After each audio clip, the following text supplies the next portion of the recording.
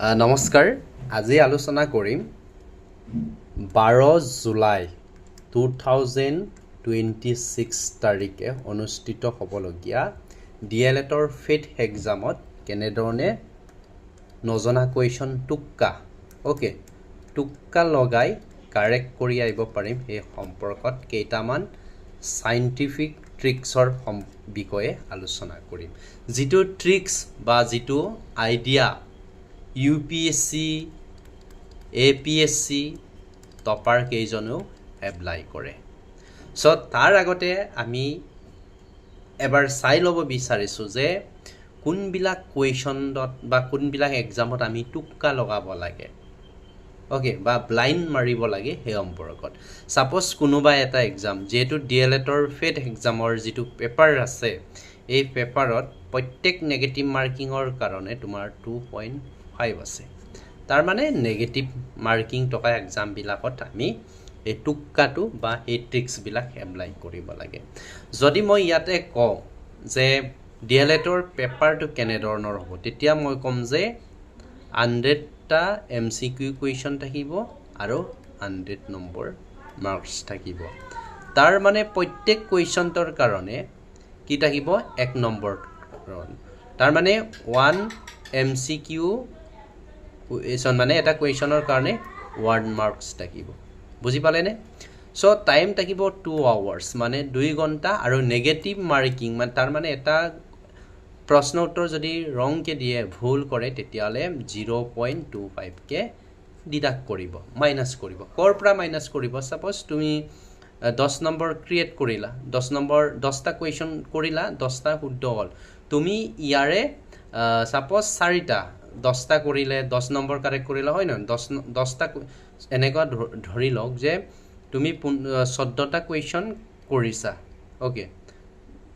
14টা MCQ question কৰিছা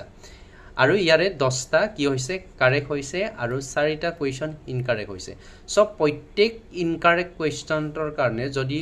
0.25 কে deduct কৰে তেতিয়ালে তুমি অংক কৰা যদি অংকত ফাকৈ 0.25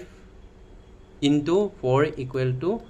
100 হ'ব তাৰ মানে 1 নম্বৰ ডিডাক্ট কৰিব তুমি তো 10টা কুৱেশ্যন কাৰেক্ট কৰিছিলা 10 নম্বৰ পাইছিলা এই 10 নম্বৰৰ পৰা 1 মাইনাস কৰিব তাৰ মানে তুমি কিমান পাবা 9 পাবা সো 1 নম্বৰৰ পৰা যদি পেনাল্টি কাই বা নেগেটিভ মাৰ্ক কাই বা তুমি যদি কুৱেশ্যন ৰং কৰা তেতিয়ালে তুমি লাভ কৰা নম্বৰটোৰ পৰা ডিডাক্ট কৰে সো টুক্কা লগাওতে বি কেয়াৰফুল সো এই কাৰণে এই ট্ৰিক্স কিনি এপ্লাই কৰিব লাগে এতিয়া ট্ৰিক্স নাম্বাৰ 1 হিচাপে মই এটা কুৱেশ্যন লৈছো যে ট্ৰিক্স 1 ট্ৰিক্স 1 কোনবিলাক কুৱেশ্যনত আমি টুক্কা লগাব লাগে সো সাপোজ তোমাক সেই কুৱেশ্যনটো দিছে তুমি কুৱেশ্যন পেপাৰত দেখিলা কুৱেশ্যন পেপাৰত তুমি দেখি গম পালা যে ইয়াতে সুধিছে নুমলীগড় ৰিফাইনাৰীটো অসমৰ কোনটো ডিস্ট্ৰিক্টত অৱস্থিত সো তুমি গম পালা যে অপচন এ নগাঁওটো নহয় বা তোমাৰ ডিব্ৰুগড় নহয় যোৰহাট আছিলে নে তোমাৰ গোলাঘাট আছিলে সাপোজ কনফিউজ হৈ গ'ল যোৰহাট আছিলে নে গোলাঘাট আছিলে সো তেনে ক্ষেত্ৰত তুমি কি কৰিব পাৰা যিকোনো এটা এনে ধৰণৰ যদি দুটা অপচন তুমি স্কিপ কৰিব পাৰা তেতিয়ালে তুমি ডাউট কৰা যে এ বি নহলে সি হ'বই মানে তোমাৰ কনফিডেন্স আছে যে এ আৰু ডি নহয় ইয়াৰ এনসাৰ বি বা সি হ'বই তেতিয়ালে এনে কুৱেশ্যনৰ ক্ষেত্ৰত তুমি টুক্কা ইউজ কৰিব পাৰা কি কৰিব পাৰা টুক্কা ইউজ কৰিব পাৰা সো তুমি কি কৰিবা ইয়াৰে কাৰেক্ট এনসাৰটো কি হ'ব গোলাঘাট তাৰ মানে ইয়াৰ কাৰেক্ট এনসাৰটো গোলাঘাট তুমি 1 নম্বৰ পাবা এটো কি হ'ব ট্ৰিক্স নাম্বাৰ 1 সেকেন্ড ট্ৰিক্সটোৱে কি হ'ব বা সেকেন্ড ট্ৰিক্সটোৱে কি এপ্লাই কৰে চাবা দেই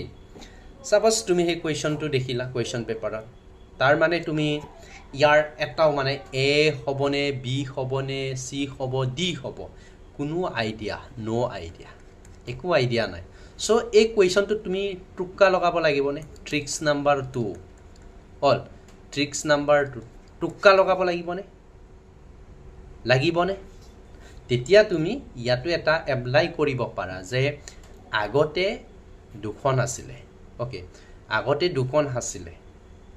বৰ্তমান এখন বাৰাৰ চান্স আছে এখন বা দুখন সো আগতে দুখন আছিলে এখন বা দুখন পাৰিব তেনে ক্ষেত্ৰত কি কৰিব পাৰা এইটো স্কিপ কৰিব পাৰা মানে ইয়াতে প্ৰত্যেক কুৱেশ্যনটোত 25% উদ্ধ হোৱাৰ চান্স থাকে 25% ইয়াতো 25% থাকে ইয়াতো 20% 25% into 4 equal to 100% কাৰণ 100% আমাৰ কুৱেশ্যনটো উদ্ধ হ'ব লাগিব চ' তুমি এ নহয় বি নহয় চ' ইয়াতে 25টো গৈ পেলাই কিমান 50% উদ্ধ হোৱাৰ চান্স আছে চ' এনেধৰণে স্কিপ কৰিব পাৰা ওকে এনেধৰণে আৰু তোমাৰ যদি একো কনচেপ্ট নাই একদম কোনটো হয় কোনটো নহয় ইয়াৰ কোনো আইডিয়া নাই তেতিয়ালে কি কৰিবা এনেকুৱা কুৱেশ্যনবিলাক এৰি দিবা আৰু কেতিয়াবা এনেকুৱা কুৱেশ্যন দিয়ে এ লগত বি তোমাৰ এ মেটচিং কৰিব লাগে অল তাৰপিছতে তোমাৰ 2 ইয়াতে বি দিয়া থাকে তাৰপিছতে তোমাৰ 3 চি 4 এনেকৈ দি আছে মেটচিং কৰিব লাগে তাৰ অপশ্যনত দিয়া থাকিব এ টু 1 টু বি আৰু 2 টু ডি এনেকৈ থাকে নহয় চ' তুমি ছাপ'জ ইয়াৰ কেইটামান নাজানে হ'ল এ টু বি বা চি টু এনেকৈ যদি দুটাও থাকে তেতিয়াহ'লে এনেকৈ ধৰণে স্কিপ কৰি পেলাই কৰিব পাৰে মই এনেধৰণৰ পেটাৰ্ণৰ কুৱেশ্যন নল'লোঁ কিন্তু সেই ট্ৰিক্সখিনি এপ্লাই কৰিবা টুক্কা কেতিয়া লগাবা টুক্কা লগাব লাগিব যদিহে দুটা অপশ্যন স্কিপ কৰিব পাৰে তেতিয়া টুক্কা লগাবা কাৰণ এই টুক্কা লগাই আহে নজনা কুৱেশ্যনবিলাকো হং নহং মাৰি অহাৰ কাৰণে প্ৰায়ভাগ ষ্টুডেণ্টে ফেইল কৰি আহে চ' বহুত নজনা মানুহে এক্সামত পাছ কিয় হয় এটা প্ৰশ্ন নিজকে কৰাচোন বহুত তুমি ছাপ'জ কল্পনা কৰা তোমাতকৈ ইয়াতে গাদা বুলি নহয় আৰু তোমাতকৈ নজনা মানুহ এজনে এক্সামত পাছ কৰে কিন্তু তুমি ফেইল কৰা কিয় ওচৰৰ মানুহে কয় যে আমুকাই চোকা আছিলে কিন্তু আমুকাক গাদ বুলি মানুহে কৈছিলে সি পাছ কৰিলে কিন্তু আমি যাক চোকা বুলি কওঁ সি দেখোন ফেইল কৰিলে তাৰ মেইন কাৰণটো হ'ল যে সি কিছুমান ট্ৰিক্স জানে অ'কে কিছুমান ট্ৰিক জনাৰ কাৰণে সি এক্সামত কি কৰি আহিব পাৰে পাছ কৰি আহিব পাৰে অ'কে এইবিলাক ট্ৰিক্স এপ্লাই কৰিবা ডেফিনেটলি কাম দিব 100% কাম দিব আৰু যিসকল এ টু জেড শুনিছে কথাবিলাক চ' সকলোকে ধন্যবাদ থাকিল আৰু যদি মই পাৰোঁ তেতিয়াহ'লে 12 তাৰিখৰ আগত এটা মক টেষ্টৰ কুৱেশ্যন পেপাৰ এখন দিম চেম্পল পেপাৰ এখন কিমান দিব পাৰোঁ এইখিনি চেষ্টা কৰিছোঁ যদিহে দিব পাৰোঁ দেই ইয়াতে বিজি একেবাৰে দিম বুলি কোৱা নাই কিন্তু চেষ্টা কৰিম থেংক ইউ